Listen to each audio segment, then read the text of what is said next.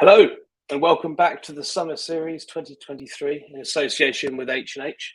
It's great to be back. I've had a few days off, went to Norway, saw Bruce Springsteen for the first time, who was quite literally the boss. So it's great to be back. Thanks for H&H, who hosted in my absence, as well as my awesome colleague Amy. I really appreciate you stepping in and supporting me so I got some time off. As you know, we're live every day until July the 14th, and sessions are available on demand if you can't make the live one. For those that don't know me, I'm the founder of Inspiring Workplaces, Matt Manners. What I've been doing throughout the summer series is giving you little nuggets about our organisation. And here's another one. As well as the top Inspiring Workplaces Awards, we also run an awards program called Inspiring Leaders, for those people right throughout your organisation who deserve both that recognition internally and externally. If you will, the people behind Inspiring Workplaces. And I think that ties in quite nicely with what we have for you today. And back to the summer series in day 8, session 8 of that over the past 2 weeks. And we're back in North America. So to today's storyteller, he's one of our top 101 employee engagement influencers, an international speaker, author, executive coach, and syndicated columnist to over 2 million readers monthly to his thought leadership. He speaks passionately about the human side of business and how cultures of care, connection, and belonging power companies to thrive and outperform the competition, which we wholeheartedly believe in. The title of the session is The 6 Building Blocks of a High-Performance Organization. And please welcome the thought-provoking Marcel Schwantes. Such a pleasure. Hello. A pleasure for us, all ours and our audiences. So thank you for joining us. As I said, I'm going to exit stage left and leave it to you, and I'll speak to you in about 20 to 25 minutes. Sounds good. All right, folks. Well, you'll see the title of our presentation there is The 6 Building Blocks of a High-Performing Organization. I'm Marcel Schwantes. And so I want to give you just a few housekeeping items. At some point along the way, you're going to be asked to participate in some written exercises and some self-reflection exercises. So have paper and pen handy, or pull up a blank Word doc on your laptop. So I want to give you some background on to how I arrived at discovering these building blocks that we're going to talk about, and share a bit of my story with you. So over the course of 3 decades, I have seen the best and worst examples of leadership in the workplace, working either with an executive team in the C-suite or working for an executive leader. Now, the worst example takes me back about 19 years ago. I worked for what I would call an autocratic bully, who intimidated employees and kind of forced his will on you. And so that was back in my young career. I was working up the corporate ladder as a young HR leader. And as you can imagine, the atmosphere that I was in was very fear-based. And tension was always high. People walked on eggshells. And a lot of people just kind of looking over their shoulders. That's the kind of environment that I was in. And as you can imagine, stress was pretty high. And the stress got to me to the point where I began to have health issues, mostly on my back. So one morning, I was getting ready for work, and I walked out of my shower, and my back completely shut down. I mean, I crashed to the floor in my bathroom in agonizing pain. I couldn't move. I was basically paralyzed from the waist down for about a month. Now, when I went to the hospital that morning, the ER physician asked me this question: "What's your stress level at work from on the scale of 1 to 10?" And I said, "Doc, it's about a 25." And he said that, "Well, that makes sense because you basically have a stress related incident on your back. You had so much cortisol," he said, "rushing through your body because of the stress that your back literally broke." So a few months after that, I finally recovered not only physically but emotionally from the trauma of being in a fear-based work environment. I got hired by another hospital and worked for an executive leader with a very different style of leadership. Nothing I had experienced up to that point in my young career. This was a person that connected with his team, helped us feel like we belonged, gave us tools to succeed, new experiences and opportunities to stretch our growth, to help us to learn and develop new skills. Kind of person that asked for feedback, wanted to know how we were doing, how he was doing as our boss. And he communicated unlike any boss I had had up to that point. He asked questions like, how can I help you meet your goals? And even, how can help me be a better boss for you? So those are all things that were new to me, the listening skills, acknowledging varied opinions, considering all options. And the environment was one where we were real with each other because there was safety and trust there. Now, this was a first for me in a corporate setting. I mean, I admit it. It took me a while to getting used to it, but we were loving it. We were a tight work community. Turnover was non-existent, and we brought our A game to work every day. We got tons done. So years later, after I left corporate America to pursue building a leadership development practice, I started to study what makes the best leaders so successful, just like this boss that I had. And what I found over the years was that in these organizations where people are cared for on the inside, the employee retention is always high. And on the outside, these caring organizations outperform their competitors day in and day out. It's a known fact. So I want to tell you how what I've discovered may be able to help your business. But first, here's a harsh reality check. 75% of employees indicate that an immediate supervisor's management approach creates the most stress in their jobs. That was clearly the case for me when I landed in ER and was on disability for a month. By the way, that source comes from Good Boss, Bad Boss by the great Bob Sutton. So we have experienced, I'm sure all of us have experienced the workplace in some negative light, right? I mean, and unfortunately, this experience, whether it's fear-based, autocratic, top-down, or maybe it's a lot of bureaucracy, what happens is we carry this experience forward onto our next job and in the job after that. So the question for leaders on this webinar is, how do we get from making our employees feel like this, like they have no voice, like they're handcuffed and feel stuck with, no flexibility or even a career path, like they're afraid because they work in a fear-based environment, so they hide. They don't feel safe to ask questions or make decisions on their own, or like they're just cogs in a wheel, taking orders from a top-down command and control hierarchy. How do we get them to feel like this, from feeling like this to feeling like this, like they're growing and developing as people, like they are supported, and the road ahead is clear, and then there's a way forward, like the work has meaning and purpose, like they have a career path and upward mobility. Well, the first step is, well, we have to challenge our assumptions and even our belief system about what we think leadership is.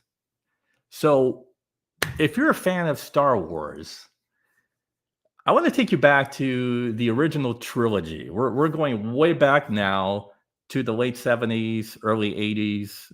I don't know if you've watched the Star Wars that far back, but in the movie Empire Strikes Back, that's the second in that trilogy. There's a scene where Yoda, the Jedi Master, tells a young Luke Skywalker this: you must unlearn what you have learned. Now, this is not only a great leadership quote and stolen from pop culture, it's a great lesson in life. Let me explain.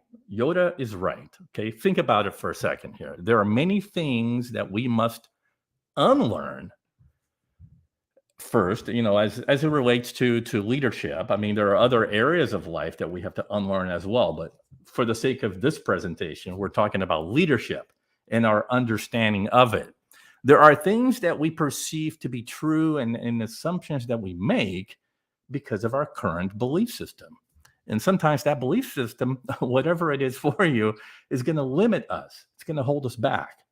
So in unlearning the things that we have systematically learned over the years, it helps to increase our self-awareness of how things actually are, not how they used to be, right? Because the world is changing at a very fast pace. And so you're going to have to apply this thinking as you increase your responsibilities, as you get promoted, and as your business grows, because leadership in the 21st century is about people. And too many of us now in leadership roles, we got there by learning the wrong principles. Perhaps it got handed down to us from previous bosses and generations before us. And those principles may now or will later hold us back from achieving success. So we must ask ourselves, what is it that we as leaders must unlearn to have our employees feel and experience this? Like they're flourishing, like they feel supported, like they have purpose in their work and they're going places, right? So as you ponder this, I want to do a quick thought exercise. And, every single one of us, I would hope, remember that one leader that we worked for that made a positive impact on us. Okay, so here's the thought exercise, and this is the part that we're going to require your participation. So be ready to write this down. All right, think about all the leaders that you have worked over or worked for, I should say, over your career. Okay, now as you look back and in your mind and you think back to all those bosses, those great bosses, which one made the biggest, most positive difference in your life? Okay, I want you to bring that person to the forefront of your mind right now.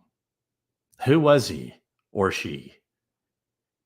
Picture him or her now in your mind as it were back then. Perhaps it's a current boss, right? So picture that person in your mind walking the halls, sitting down and speaking with you, maybe having lunch with you, working alongside you. Now, I want to ask you two questions. What did that person do that caused you to choose them as your answer? And how did that person make you feel? Okay, so take a moment as you reflect on this and be okay with the silence here for a minute, okay, as you reflect. And I'll give you just a few seconds to do that.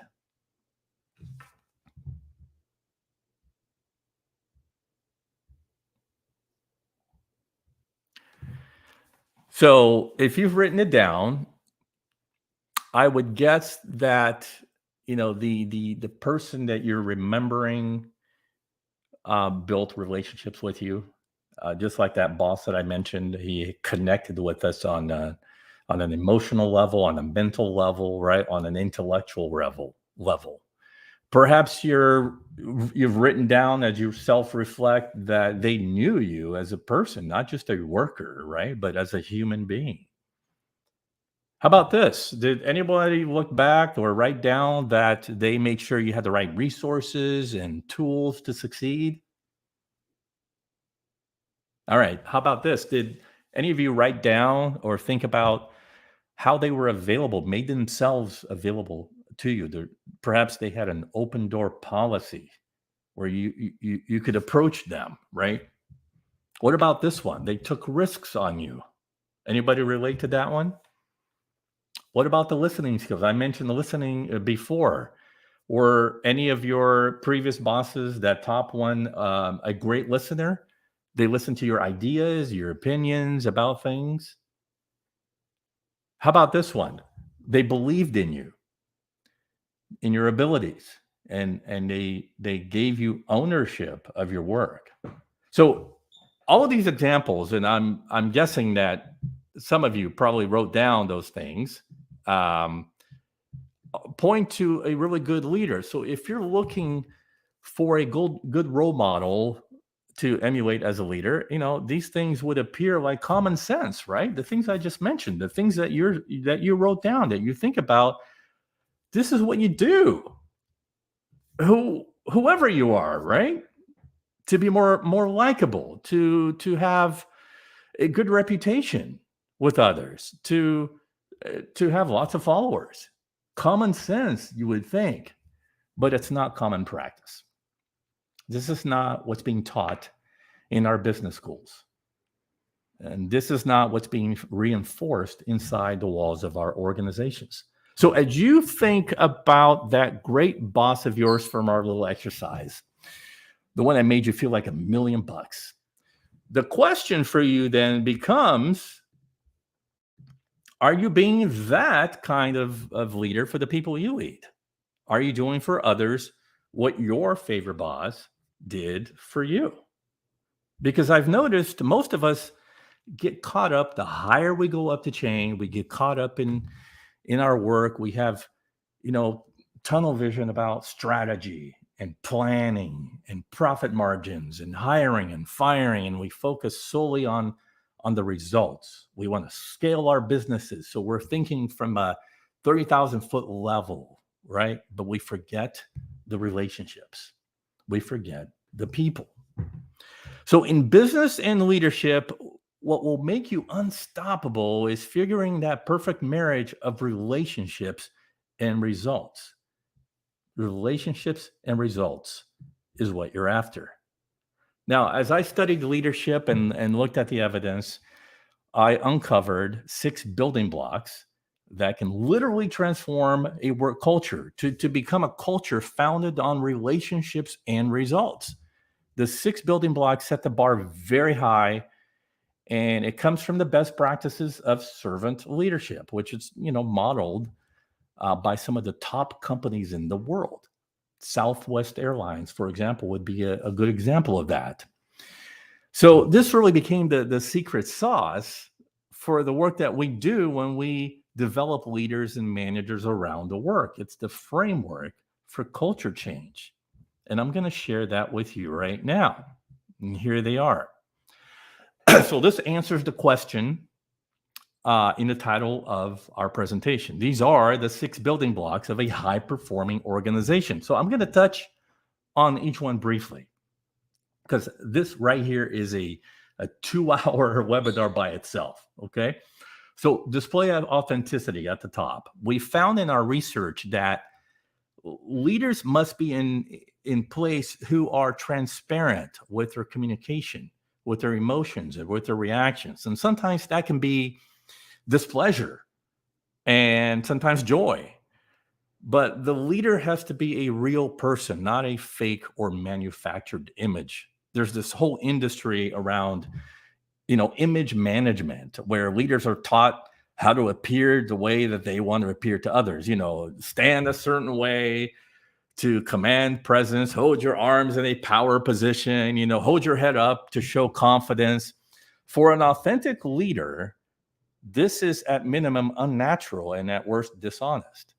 So I need to be who I am, not find new ways to pretend to be someone I'm not. So we found that these leaders work on the inside issues, the heart issues, to improve their performance. So they align their work and decision-making with their values, with their integrity, with their commitments, rather than, creating masks and hiding behind their masks. So the second one is value people. So we found that you value people by believing in them, seeing their potential and giving them ownership of their work. These leaders see the possibilities, the potential that each person carries. So believing in them is letting go of the reins and letting your people use their gifts and their God-given brains. Develop people is the next one. You cannot be a good leader if you don't know how to grow your people. And it's one of the things that your best people want the most. They want to develop, they want to get new skills, they want to be challenged, and they want to continue to learn and grow. People are just wired for a growth mindset. And when they don't get it from you, they're going to get it somewhere else. Provide direction. So many leaders fail miserably in regard to giving employees guidance and a good roadmap that will keep them engaged. So in providing direction, we saw in our research that good leaders, they set goals, clear goals and expectations, and they co-create a vision together with their team. Share leadership is very counterintuitive. In our research, leaders who practice sharing leadership, they share power so that the power and the control comes from the whole, not just from one person at the top of the pyramid. They share decision-making. This is about letting your employees act like owners, and they push authority down. So in those highly effective organizations, there are leaders at every level, not just at the top. And so the solution is always to push authority down. So you're creating a leader culture, not a leader-follower culture. And last but not least is build community. Now, if you recall that leadership is about relationships plus results, right? So this area here of build community addresses the first half of that equation. So build community is about developing strong personal relationships. Otherwise, it doesn't work. It's a team effort, and nobody wins at the expense of the team. That's how you build community. All right. So, and the cool thing about this is that it's such a key building block if you work in team environments, because in developing really good relationships with each other, you produce strong collaboration. So as we wrap up here, I'd like to leave you with one final reflection exercise that will hopefully stimulate your thinking and maybe move you in a positive direction. I want you to think about one person in your life that helped you become who you are today. Someone that made a significant impact on you as a professional or as a leader. Maybe it was that favorite boss of yours, or maybe somebody that, took you under his or her wings and mentored you. So who would make the top of your list? Go ahead and write that down on your sheet of paper.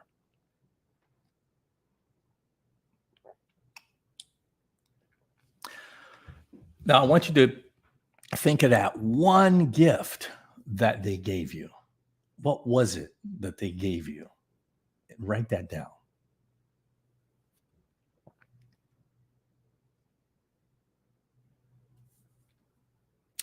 Now, let me challenge you. Who in a virtual presentation, much like this, somewhere across the world, would put you on top of their list? And what gift have you given them, or are you giving them now to make an impact on that person? Because when it's all said and done, folks, that right there is how you exercise your leadership influence. That's how you gain your power. So as you think about some of the ideas and concepts you learned today, remember this. Remember who you are, okay? Remember the privileged opportunity you have, that we all have, to impact the people around us in a significant way when we decide to make a difference in their lives, when we decide to serve them. That's all I got. Thank you so much. I'm going to leave you with my contact info. Well, I guess it's not. There we go. In case any of you want to get a hold of me, there's where I can be found. Thanks again. It's been a pleasure to present to you today. Thank you so much, Marcel.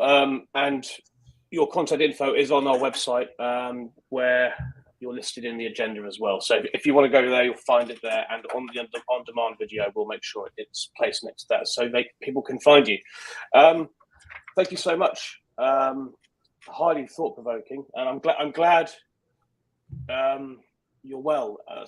Having gone through that horrific, stressful period, and have come out the other side, and now serving the world with your knowledge and helping people become better leaders. So, I really appreciate that you had to go through that to get to this place. I just was going to feed back on my exercise that you put us through, actually, really. And I wondered if you've ever heard that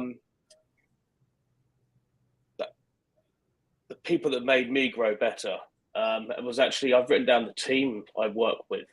It was actually, and their effort that they put into the organization and their belief they put in me was actually what's, rather than somebody above me. And that's actually been the number one on that side of things. So yeah, just a very, very interesting mindset shift that you've put forward, and I'm really, really grateful. Excellent. Appreciate that. Brilliant. Well, thank you so much. And we will put this video on demand very soon. Thank you, Marcel. Ciao. Brilliant. Well, what a great one to get back into. Really got me thinking. I hope it's got you thinking too. Really about what we can do and deliver others as leaders, right throughout the organisation. I don't think it's at any one specific level. So I think, and also really boils down to the kind of people we want to be too. Thank you so much for listening. We'll be back again tomorrow.